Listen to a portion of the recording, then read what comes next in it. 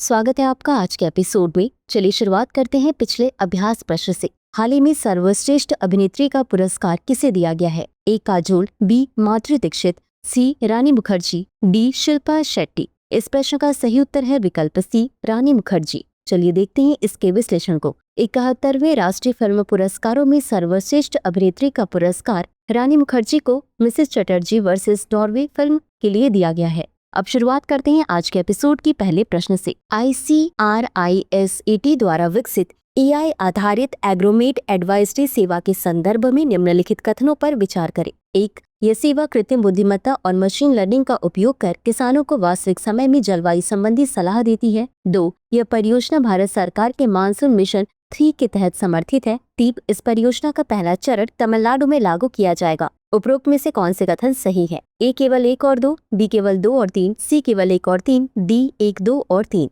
इस प्रश्न का सही उत्तर है विकल्प ए केवल 1 और 2। चलिए देखते हैं इसके विश्लेषण को। ICRISAT की नई AI आधारित एग्रोमेट एडवाइजरी सेवा किसानों को हाइपर लोकल मौसम और जलवायु सलाह प्रदान करती है। इसमें कृत्रिम बुद्धिमत्ता और मशीन लर्निंग तकनीक का प्रयोग किया जाता है, जिससे बुआई, सिंचाई और कीट प्रबंधन जैसे निर्णयों में मदद मिलती है। इस सेवा को व्हाट्सएप बॉट जैसे सरल डिजिटल माध्यमों से किसानों तक पहुंचाया जाएगा। यह परियोजना भारत सरकार के मानसून मिशन 3 के तहत समर्थन प्राप्त कर रही है। इसका प्रारंभिक कार्यान्वयन महाराष्ट्र में ICAR के AMFU या एग्रो मेटियोरोलॉजिकल फील्ड यूनिट के माध्यम से होगा, न कि तमिलनाडु में। अगला प्रश्न है, भारत में हाल ही में जैव संवर्धित आलू के संदर्भ में निम्नलिखित कथनों पर विचार करें। 1. जैव संवर्धित आलू में आयरन की मात्रा अधिक होती है और इसे स्वाद या उपज को बदले बिना विकसित किया गया है। 2. यह पहल पीरू स्थित अंतर्राष्ट्रीय आलू केंद्र द्वारा संचालित है। 3. भारत में इसकी शुरुआत सबसे पहले उत्तराखंड में की गई है। 4. जैव संवर्धित शकरकंद में विटामिन ए की अधिकता होती है और ये कर्नाटक तथा ओडिशा जैसे राज्यों में पहले से उपलब्ध है। उपरोक्त में से कौन सा या कौन से कथन सही है या सही है? ए केवल 1, 2 और 4, बी केवल 1 और 3, सी केवल 2 और 3, डी 1, 2, 3 और 4। इस प्रश्न का सही उत्तर है विकल्प ए। चलिए देखते हैं इसके विश्लेषण को। जैव संवर्धित आलू आयरन की अधिक मात्रा के लिए होते हैं और ये स्वाद या उपज को प्रभावित किए बिना विकसित किए जाते हैं। यह पहल पेरू स्थित इंटरनेशनल पोटैटो सेंटर द्वारा की गई है, जो आलू फसलों में अनुसंधान के लिए वैश्विक संस्थान है। भारत में इसकी शुरुआत उत्तराखंड में नहीं बल्कि ICAR central potato research institute Shimla के सहयोग से की जा रही है। जैव संवर्धित शकरकंद जो विटामिन ए से समृद्ध है, पहले से कर्नाटक, असम, पश्चिम बंगाल और ओडिशा में उपलब्ध है।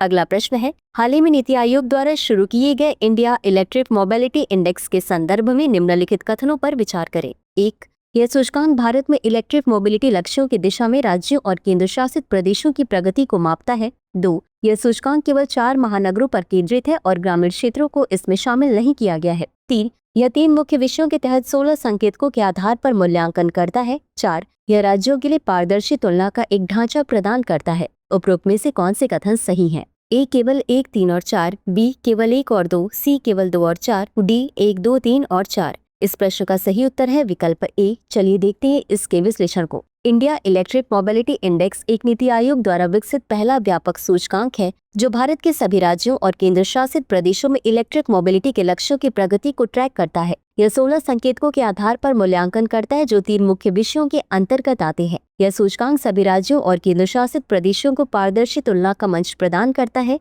ताकि वे अपनी स्थिति को आंक सके, गैप पहचान सके और अन्य राज्यों की सफलताओं से सीख सके। अगला प्रश्न है, हाल ही में एशियान जियांट टॉर्टॉइस को भारत के किस क्षेत्र में पुनः बसाया गया है? ए काजीरंगा राष्ट्रीय उद्यान, बी सुंदरबन बायोस्फीयर रिजर्व, सी ज़ेलियांग सामुदायिक आरक्षित क्षेत्र नागालैंड, डी साइलेंट वैली राष्ट्रीय उद्यान। इस प्रश्न का सही उत्तर है विकल्प सी। चलिए देखते हैं इसके विश्लेषण को। एशियान जियांट टॉर्टॉइस एशिया का सबसे बड़ा कछुआ है। हाल ही में इसे नागालैंड के पीरेन जिले में से ज़ेलियांग सामुदायिक आरक्षित क्षेत्र में पुनः बसाया गया है। यह दुनिया की सबसे प्राचीन कछुआ प्रजातियों में से एक माना जाता है। यह कछुआ बांग्लादेश, भारत, इंडोनेशिया और मलेशिया जैसे देशों में पाया जाता है। इसके अस्तित्व को शिकार, निवास स्थान की हानि और मानव जनित गतिविधियों जैसे निर्माण कार्य, झूम खेती से खतरा है। इसी के साथ अंत में देख लेते हैं आज के अभ्यास प्रश्न को। इंडिया इलेक्ट्रिक मोबिलिटी इंडेक्स में कितने संकेतक होते हैं? ए 12, बी 18, सी 16, डी 11। इस प्रश्न का उत्तर कमेंट बॉक्स में जरूर दें।